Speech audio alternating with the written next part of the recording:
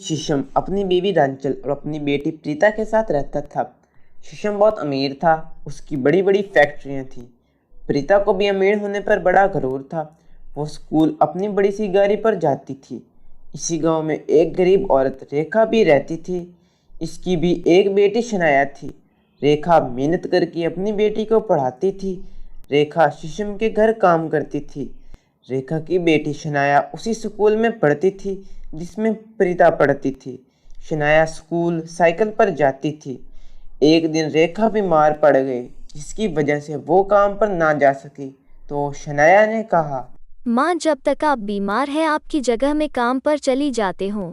तुमने तू पढ़ना भी होता है तो फिर तुम यह दोनों काम एक साथ कैसे करोगी? माँ, तुम फिक्र न करो, मैं दोनों काम एक साथ कर लोगी।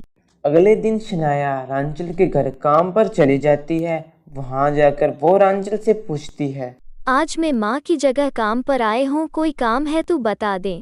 मेरा कोई काम नहीं है, मेरे बेटी से जाकर पूछ लो अगर उसका कोई काम है तो।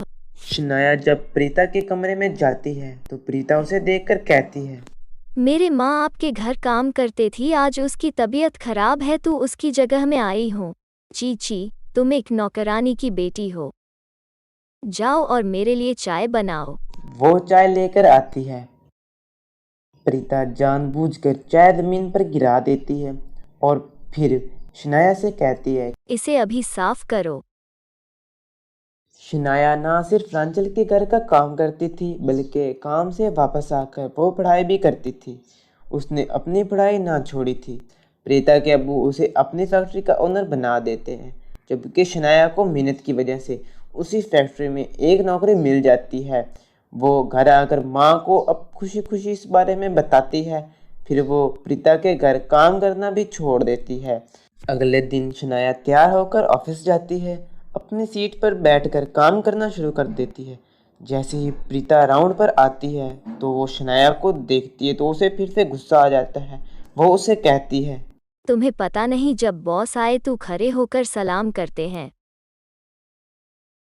प्रीता बात बात पर उसे ताना देने की कोशिश करती है। एक दिन शनाया प्रीता के कमरे में बैठी होती है कि ऊपर से प्रीता का अबू आ जाता है। वो उसे कहता है, यह लो असाइनमेंट, यह मुझे कल तक चाहिए। चिंता न करें, आपका काम हो जाएगा। अगले दिन प्रीता अपने कैबिन में बैठी होती है कि उसे अपने अबू की कॉल आ जाती है। क्या आपने वो फाइल पूरी की? मैंने इसे अभी तक नहीं बनाया है। तुमने यह क्या किया? अब हमारी कंपनी को करोड़ों का नुकसान हो सकता है। प्रीता परेशान होकर अपने कैबिन में बैठी होती है कि ऊपर से शनाया आ जाती है। वो उसे असाइनमेंट दे देती है। ये देखकर प्रीता बहुत हैरान हो जाती है।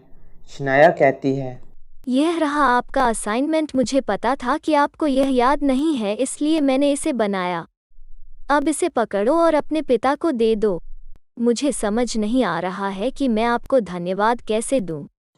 फिर प्रीता शनाया से अपने बर्ताव पर माफ़ी मांगती है और उसे अपनी दोस्त बना लेती है।